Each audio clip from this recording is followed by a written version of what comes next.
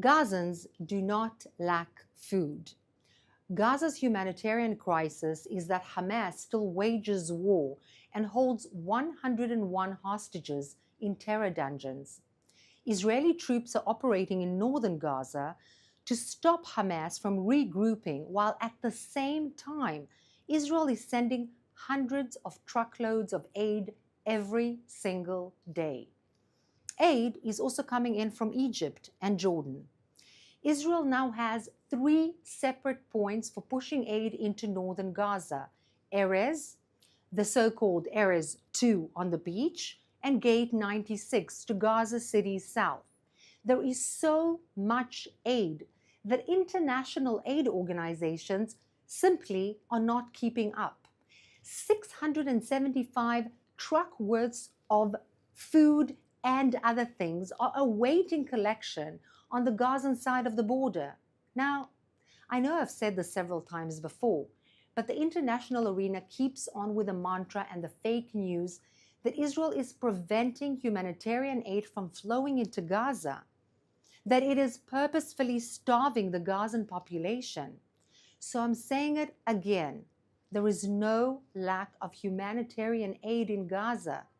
There are remnants of Hamas which are stealing it and selling it for astronomical prices. And this is currently their only source of funding for recruiting more youngsters to die absolutely senseless deaths for them. Over and above this, Israel brought enough polio vaccines for 4.8 million Gazans, as well as enough vaccines for other diseases to inoculate 5.6 million Gazans. Yesterday, Israel announced 1.1 million polio vaccines had been administered in a second campaign, reaching 90% of Gazan children. Together with the UAE, EU, and WHO, Israel helped 800 Gazans leave the Strip to get medical care in Jordan, Romania, and the UAE, as well as the United States of America. 231 Gazan patients and caregivers flew out of an Israeli airport just this week. But while all this is happening and while Gaza is inundated with aid, our hostages are left high and dry in absolute starvation conditions. Released and rescued hostages told us that the conditions in Hamas captivity were dire. Anyone concerned about a humanitarian crisis should be demanding to get our hostages back. Now, on a different but similar issue, have you heard Hezbollah's recent plan for ending the war? Naim Qassem, the current head of the organization, said that there is only one thing that can stop the war, and that is the battlefield. So, no ceasefire on the agenda. Well, then let's examine what's going on in the battlefield. Israel eliminated much of Hezbollah's command structure, including his predecessor and his predecessor too. Israel has been taking apart Hezbollah fortifications along the border, blowing up bunkers and tunnels every day. Israel has been striking Hezbollah's weapons and the warehouses in northern Lebanon and Syria, places where many of Hezbollah's terrorists have fled to.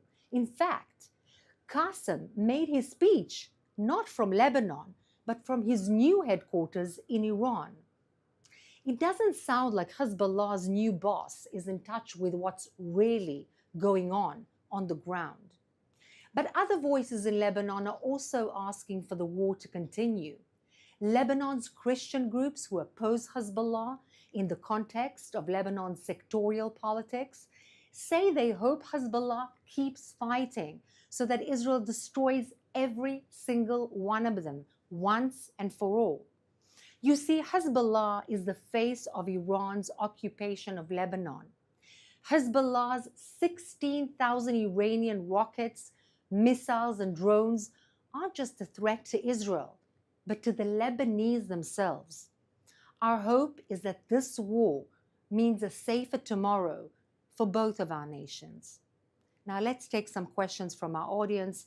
watching live on social media. This is a question from Brian on YouTube. How long do you think the IDF will need to remain in Gaza? Well, the very simple answer to your question is, first and foremost, we need to have our hostages back. That's one of the main objectives of this war in the first place. Until we have all of our hostages back, there's nothing to even talk about. That's first and foremost. But also, we have an objective to demilitarize and, in fact, dismantle completely the Hamas. And we need to make sure that that happens in order to have our civilians move back to their villages in the south of Israel and feel safe in their own homes. This is a question from Adam on our Instagram Live. Given that the Knesset has voted to shut down UNRWA's operations due to their continued support for terror, who should take up the responsibility to help Israel deliver aid? So first of all, this is a very big question because some people say that the IDF should do it. Other people say that other humanitarian organizations or certain people amidst the Gazans themselves should do it. This is a big question. But before that question, the IDF needs to make sure that the Hamas and the operatives, the actual terrorists, do not steal that aid. In fact, there is tons of aid just lying on the floor, lying there to be taken. And the entire world is saying that there's not enough food and medicine for the Gazan population.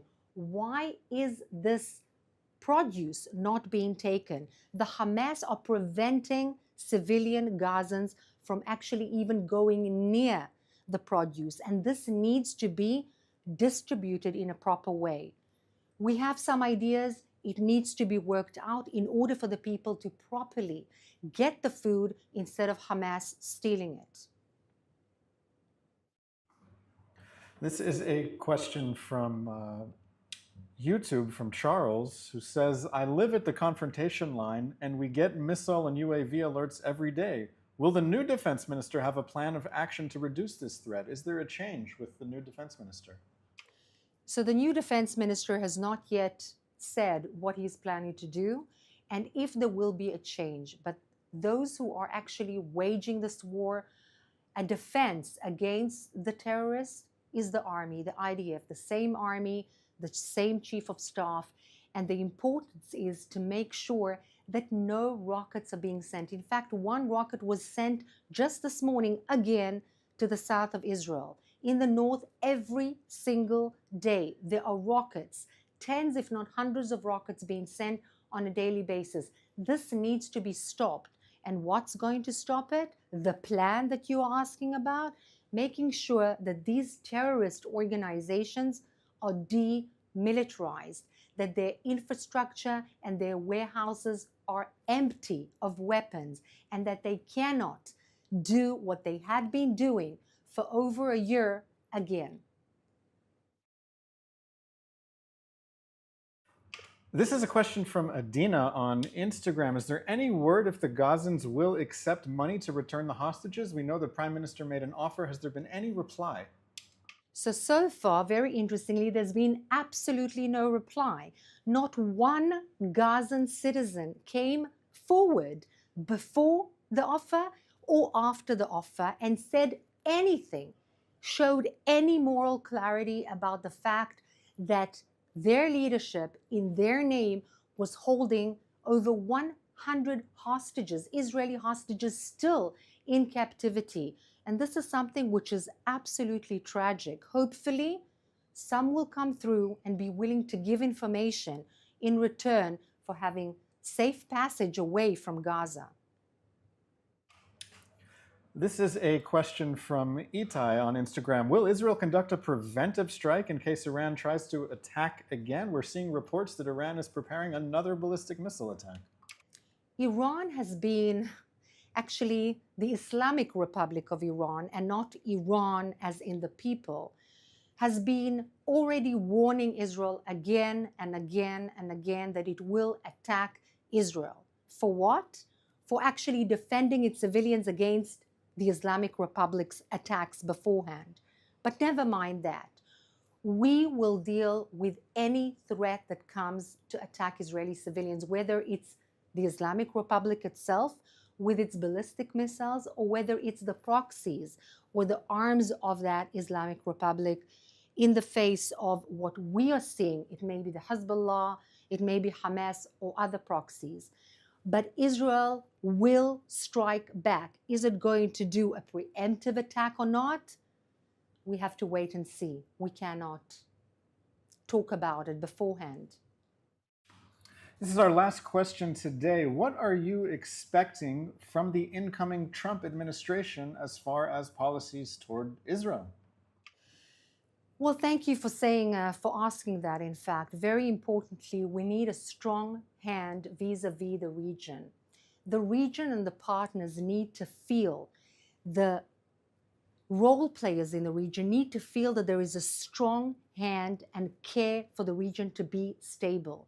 And one example happened just 1 or 2 days ago. In fact, the Houthis, the Shiite militias provided for and equipped and trained by the Islamic Republic of Iran, the Houthis in Yemen have already said, before the president-elect came into his position officially, he was just elected, what they said is that they would stop attacking ships, which is an unbelievable development in the face of what they perceive to be a strong hand vis-a-vis the region.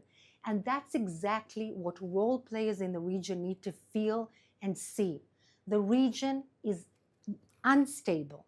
It needs stability for the well-being of the people, not only for Israel, but for Israel's neighbors as well. And I expect, but also the peoples in the region expect, and I believe that the vast majority of people living in the United States of America, and that's why they chose that particular president, expect him to have a strong hand vis-a-vis the people and the regimes in the region, particularly vis-a-vis the Islamic Republic of Iran that is creating so much havoc, but not only against Qatar as well, that is funding a lot of the terrorism, particularly Hamas, but also the Muslim Brotherhood throughout the region and in the West. Thank you so much. That's all we have time for, unfortunately. But thank you for tuning in. And we'll be back, as always, tomorrow at 3 p.m. Israel time. Thank you.